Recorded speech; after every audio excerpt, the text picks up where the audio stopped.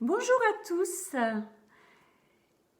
La précédente vidéo se voulait une invitation à la pratique régulière de la respiration.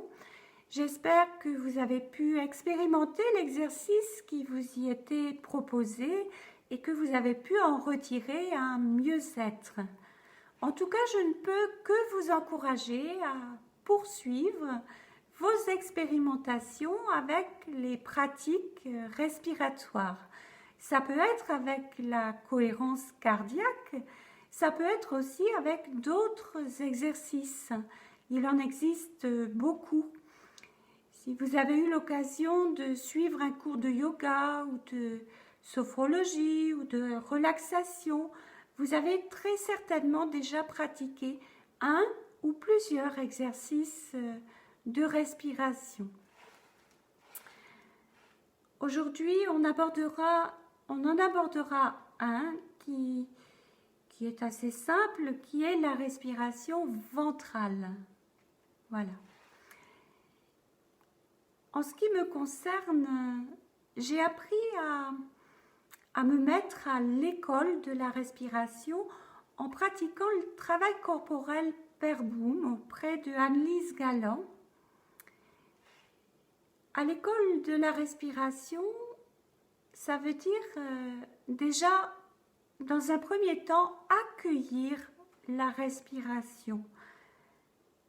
L'accueillir et l'écouter telle qu'elle est, en étant respectueux de son rythme spontané.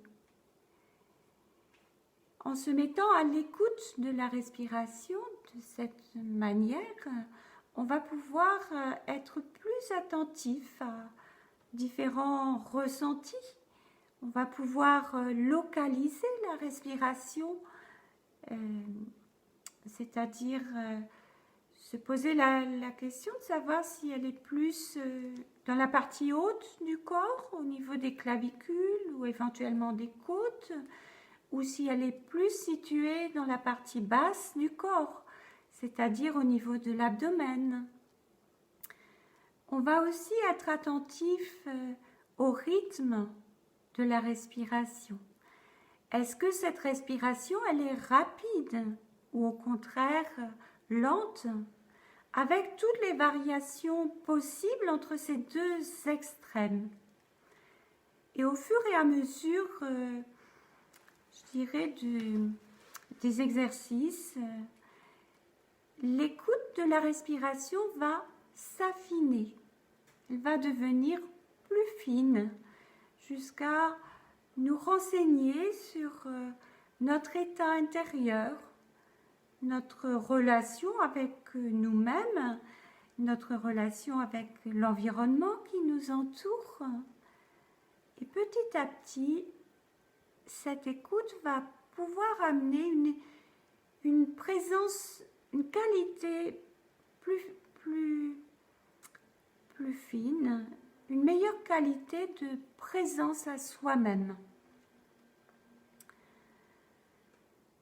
Alors, je vous ai parlé de la respiration ventrale. Dans un premier temps, il va falloir vous installer confortablement, de manière à vous sentir bien. Puis, vous allez fermer vos yeux. Laissez votre corps se détendre. Laissez la détente s'installer. Et puis, vous laisserez votre attention se placer au niveau du ventre.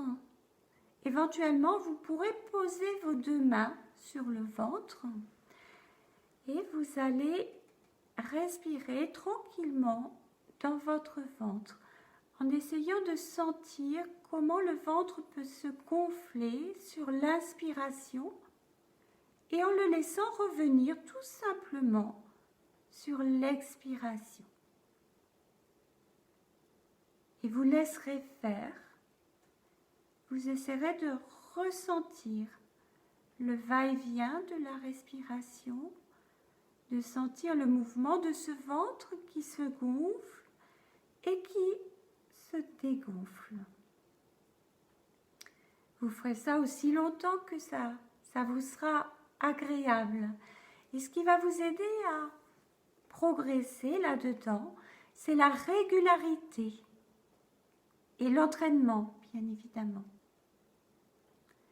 D'une fois sur l'autre, vous allez pouvoir augmenter un petit peu votre temps de pratique et vous verrez que cette respiration ventrale, elle va vous aider à retrouver des moments de calme, des moments où vous serez plus apaisé et plus présent à vous-même. Je voudrais terminer cette vidéo sur la respiration en vous rappelant l'importance d'aérer les pièces dans lesquelles vous vivez, notamment les chambres, mais aussi toutes les pièces dans lesquelles vous passez du temps. Ça va être très important de renouveler l'air régulièrement. Et je vais finir avec une citation qui n'est pas de moi, qui est tirée d'un livre qui s'intitule « Le travail corporel Per Boom, un chemin vers l'unité de l'être », qui a été écrit par Anne-Lise Galland, que je salue au passage.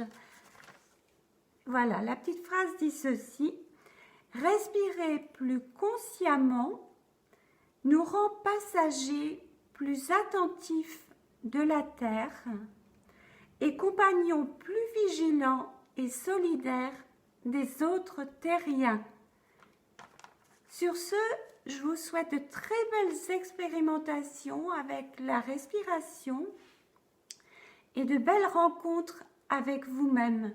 Et je vous dis à très bientôt.